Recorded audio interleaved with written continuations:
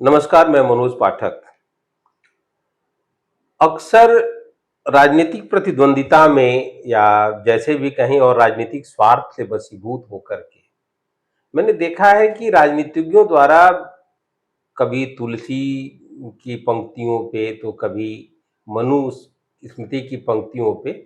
विद्वेष की भावनाएं लोगों में दी जाती हैं, फैलाई जाती हैं। संभवतः मुझे ऐसा नहीं लगता कि उन दिनों में जिस समय तुलसीदास ने रामचरितमानस की रचना की या मनु महाराज ने मनुस्मृति की रचना की थी और इनके जरिए एक नियम, एक आदर्श समाज को बताने का प्रयास किया था, उस नियम और आदर्शों के में कहीं भी ये बातें नहीं थी कि वो समाज में ऊंच नीच का भेद पैदा करने की स्थिति रही हो या फिर सारी चीजें हैं। इसे समझने के लिए बहुत दूर जाने की जरूरत नहीं है और बहुत पीछे भी नहीं जाना है। मेरी बातें संभवतः हो सकता है कि आपको लगे कि मैं फिर उसी पुरातन और उसकी बातों पे आ रहा हूं, लेकिन समझिएगा कि हमारा समाज कितना बलशाली और कितना एक दूसरे को समर्थन करने वाला हुआ करता था। आप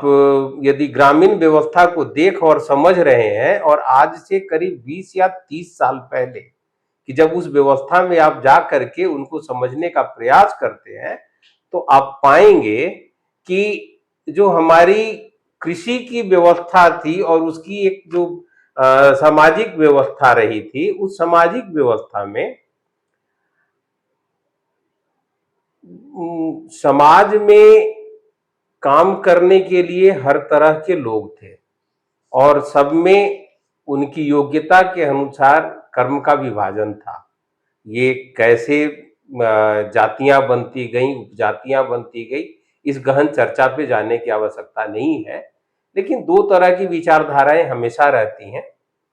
उस समय भी कुछ जो आरोप लगते हैं, ऐसा भी मैं नहीं कह सकता कि वो चीजें नहीं थी, वो आरोप और उसमें थे कुछ लोगों, कुछ स्वार्थी लोग थे। लेकिन यदि आप जनरल परसेप्शन में इन चीजों को समझने का प्रयास करेंगे तो आप समझेंगे कि जैसे जो साल भर तक लोगों के लिए उनकी हजामत का काम करने वाले लोग, नाई समाज जो था, या फिर जो किसानों से लेकर के और गृहस्थों तक के लोगों के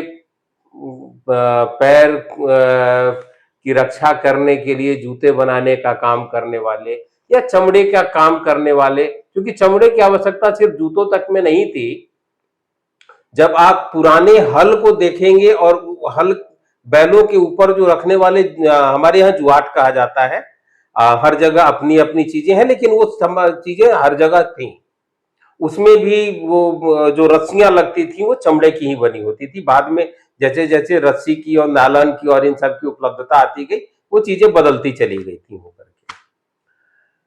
तो उस व्यवस्था में लुहार थे। लुहार जो लोहे का काम किया करते थे, जो जैसे कृषि के उपकरणों को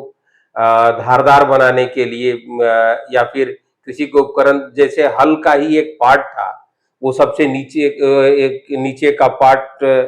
जिसपे कि हल जो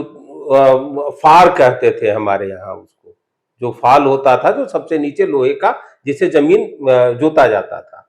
तो वो बनाने का काम करते थे। इस तरह से समाज के बहुत सारे लोग थे। मिट्टी के बर्तन बनाने वाले कुंभकार होते थे, उनकी भी एक आवश्यकता हमारे समाज को थी, हमारे घर परिवार में थी। बर्तन शायद मिट्टी, उस समय मिट्टी के ही बहुतायत प्रयोग में होते थे, या फिर कोई घर में आयोजन या इस तरह की चीजें, मुझे याद आता है ये सब। तो उस समय जो वो व्यवस्था थी, उस व्यवस्था के लोगों तक के भरण पोषण की व्यवस्था कैसे हो, क्या हो, इसका कार्य जो है वो अन्न उपजाने वाले कृषक किया करते थे। अब आप समझेंगे इसको कि कैसे वो व्यवस्थाएं चलती थी। जैसे ही फसल तैयार होता था तो जो ये सारे लोग हैं, ये लोग अपने अपने हिस्से के लिए खेतों से लेकर के खलिहानों तक और खलिहानों से लेकर के घर तक पहुंचते थे। ध्यान दीजिएगा, जब खरीफ की फसल पूरी हुई धान कटने लगा, चाहे वो कपड़े की धुलाई करने वाले धोबी थे, या फिर वो नाई थे, या फिर वो सारे लोग या कुंभकार थे, ये आपके खेतों तक सबसे पहले पहुंचते थे। चूंकि उनको मिलने वाला अन्न और उनके भरण पोषण में प्रयोग होने वाली चीजें पहले समय से खत्म हो गई हो, इसलिए जो गृहस्थ थे वो उनके लिए उसी खेत से ही एक उनका अंश अलग कर दिया करते थे। फिर एक समय के बाद जब खेतों में वो बोझे के रूप में उसको बांध करके खलिहान में पहुंचाने का उपक्रम होता था, उस समय उनके लिए, उन सारे लोगों के लिए जो उनके सहयोगी थे, उनके लिए बोझे का प्रबंध होता था। फिर जब वो खलिहान में जाता था, खलिहान में जाकर के अनाज तैयार हो जाते थे, तो उस अनाज के भी भाग होते थे और उसमें से सारा सबके लिए अलग अलग एक नियत भाग दे दिया जाता था। समय बदलता गया, कुछ स्वार्थ समाज में भी आया, कुछ तरह की चीजें वहां भी सिखाई गई लोगों को, और उसका परिणाम ये हुआ कि एक एक करके हम अपने पुराने व्यवस्था को त्यजते चले गए, और उस व्यवस्था के त्यजने के बाद वर्तमान में जो विद्वेष की स्थिति पैदा हो गई है, धर्म से धर्म को लड़ाना, जाति से जाति को लड़ाना, शायद राजनीतिज्ञों का हित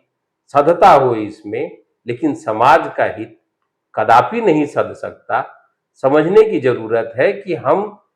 इस पूरी व्यवस्था को कैसे दुरुस्त करते हुए संभव है कि वो पुरानी चीजें तो वापस फिर से आएंगी नहीं। जरूरी नहीं है कि वो अर्थ की प्रधानता में वो वही धान के और बोझा और धान के